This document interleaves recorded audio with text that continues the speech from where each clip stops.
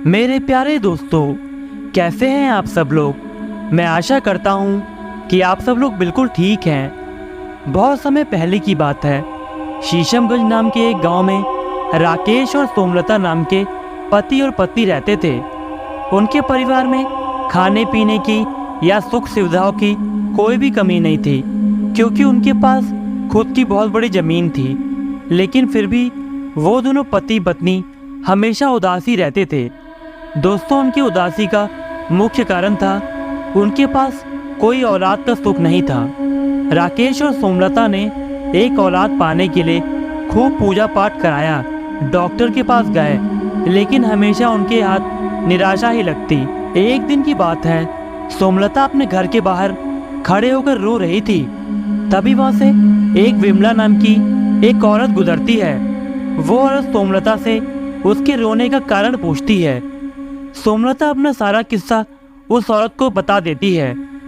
विमला सोमलता की बात सुनकर थोड़ा सोचती है और बोलती है, तुम रोना बंद करो, तुम्हारी मदद वो तांत्रिक बाबा जरूर करेंगे।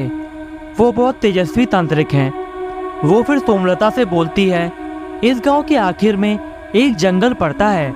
उस जंगल में तुम्हें एक तांत्रिक बाबा मिलेंगे, तुम उनसे जाकर मिलो, वो जरूर तुम्हारी मदद करेंगे। विमला की बात सुनकर अगले दिन सोमलता धीरे धीरे चलते चलते उन तांत्रिक बाबा के पास पहुंचती है और वहां जाकर रोते हुए वो अपनी सारी परेशानी उन्हें बता देती है।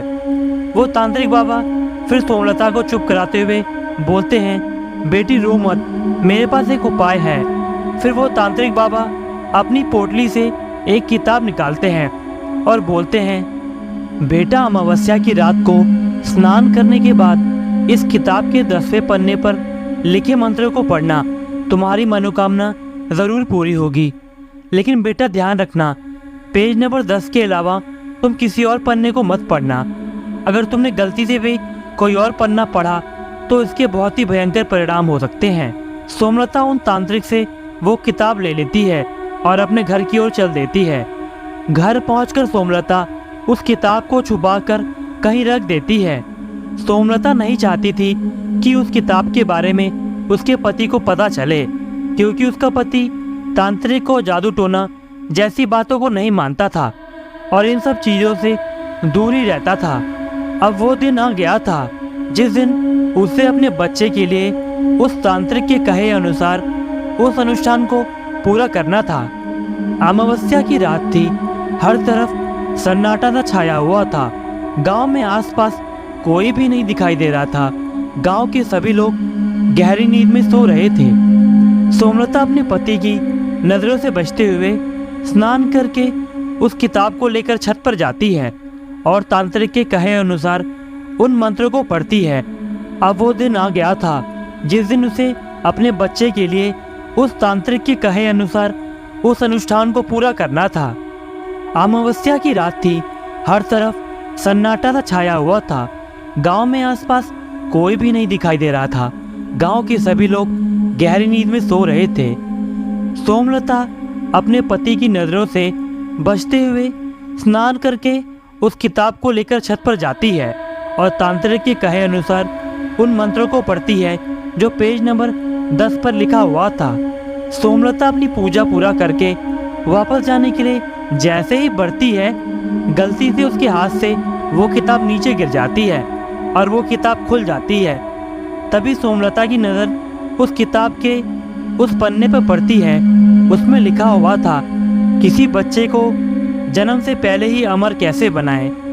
सोमलता ये देखकर थोड़ा लालच में पड़ जाती है। वो सोचने लगती है कि अगर मैं ये अनुष्ठान भी पूरा कर लूँगी तो मेरा बेटा तो हमेशा के लिए अमर हो जाएगा, वो कभी नहीं मरेगा। ये सोचकर वो उस अनुष्ठान को करना शुरू कर देती है। उस किताब में लिखा था कि मंत्र पढ़ने के बाद उसे अपने खून के बूंद से अपने माथे पर टीका लगाना पड़ेगा, लेकिन खून की एक भी बूंद नीचे नहीं गिरनी चाहिए। सोमलता ने उस किताब के कहे अनुसार सारा अनुष्ठान पूरा कर लिया था, लेकिन जब सोमलता ने खून का तिलक लगाने के लिए अपने अंगूठे का थोड़ा हिस्सा काटा तो खून के कुछ छींटे जमीन पर आकर गिर गए लेकिन सोमलता ये चीज़ नहीं देख पाई। कुछ महीने बाद सोमलता एक बेटे को जन्म देती है। वो देखने में बहुत ही ज़्यादा सुंदर था, लेकिन एक बात बहुत अजीब सी थी। उस बालक के माथे पर एक अजीब तरीके का निशान था। ये देखकर गांव वाले तरह तरह की बातें बनाने लगे थे, लेकिन बहुत सालों की तपस्या के बाद सोमलता को माँ बनने का सौभाग्य प्राप्त हुआ था। इस वजह से वो गांव वालों की बातों को नज़रअंदाज कर देती है। एक दिन की बात है, गांव के किसी परिवार से लोगों के रोने और चीखने चिल्लाने की आवाज़ आ रही थी और उनके चारों तरफ लोगों की भीड़ लगी हुई थी। सोमलता और राकेश भी ये देखकर बाहर आ जाते हैं। वो क्या देखते हैं, उस घर में एक व्यक्ति की खून से सनी हुई लाश पड़ी हुई थी और उस व्यक्ति की लाश पर किसी के दांत के काटने के निशान बने हुए थे। गांव में पुलिस आती है और पता लगाने की कोशिश करती है, लेकिन बहुत कोशिश के बावजूद भी वो पता नहीं लगा पाते कि उस व्यक्ति को किसने मारा है। अब क्या होता है कि अब हर दिन उसी तरह से किसी न किसी घर में किसी की मृत्यु होने लगी थी। इस वजह से पूरा गांव डर की साए में जीने लगा था। एक दिन सोमलता अपने बच्चों को दूध पिलाने के लिए उसको पालने से उठाती है, लेकिन वो जो दृश्य अपने आंखों से देखती है उसने तो उसके होश ही उड़ा दिए थे। वो क्या देखती है कि उसके बच्चे के मुंह से खून टपक रहा था और उसके दांत राक्षसों जैसे बड़े हो गए थे। वो बच्चा अचानक से सोमलता की ओर झपट्टा मारता है और उसको अपने पैने दांतों से काट लेता है। सोमलता किसी तरह अपना हाथ छुड़ाकर और बच्चे को पालने में रखकर बाहर चली जाती है। जब वो बाहर जाती है तो क्या देखती है कि बाहर कुछ लोग किसी की लाश को ले जा रहे थे और आसपास बहुत भीड़ लगी हुई थी। वो लोग सोमलता के हाथों के जख्मों को देखकर बोलते हैं, हमें पता चल गया है कि तेरा बेटा एक राक्षस है। तेरे बेटे की वजह से सब लोगों की जान चली गई है। हमें तो शुरुआत से ही पता था कि तेरा बेटा राक्षस ही है, लेकिन उस समय हमने कुछ नहीं बोला। उस दिन के बाद हर दिन किसी न किसी की मृत्यु होने लगी थी। इस वजह से गांव के लोग गांव छोड़कर जाने लगे थे। इस वजह से सारा गांव खाली हो गया था और उस गांव में बस सोमलता का ही परिवार बचा था। ये सब होता देखकर सोमलता दूर गांव में एक बहुत जाने माने ऋषि मुनि के पास जाती है और अपनी सारी कहानी सुना देती है।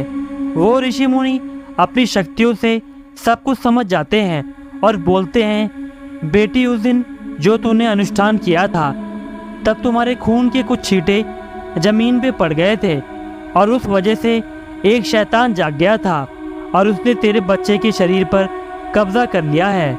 बेटी इसके लिए हमें एक अनुष्ठान करना पड़ेगा, तभी ये शैतान तुम्हारे बच्चे का शरीर छोड़ेगा। उसके बाद वो ऋषि मुनि उस गांव में पहुंचकर सोमलता के घर के आगे अनुष्ठान करना शुरू कर देते हैं। कुछ देर बाद वो क्या देखते हैं कि सोमलता का बेटा चलते हुए बाहर आ जाता है। उसका चेहरा देखने में बहुत भयानक सा लग रहा था।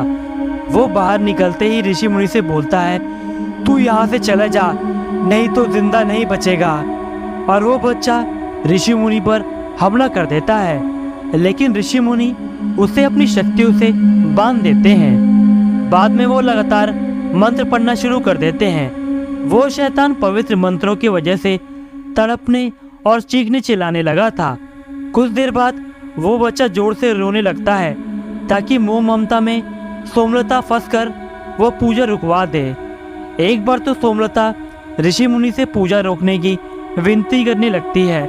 वो बोलती है, मेरा बेटा मर जाएगा, आप इस पूजा को रोकिए।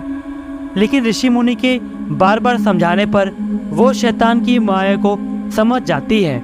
कुछ देर बाद वो शैतान पवित्र मंत्रों के आगे कमज़ोर पड़ जाता है और उस बच्चे का शरीर छोड़ देता है और वो जलकर भस्म हो जाता है। जब धीरे धीरे ये खबर गांव के सभी लोगों के पास पहुंचती है तो गांव के सभी लोग धीरे धीरे गांव की तरफ वापस आने लगते हैं और सब कुछ पहले की तरह ठीक हो जाता है। लेकिन सोमलता को इस बात का पछतावा रहता है कि उसकी वजह से गांव के इतने सारे लोगों की मृत्यु हो गई थी जो वो कभी नहीं भुला पाई। दोस्तों, अगर आपको मेरी ये वीडियो पसंद आई तो इस चैनल को लाइक कीजिए, सब्सक्राइब कीजिए और बेल आइकन दबाना बिल्कुल ना भूलें।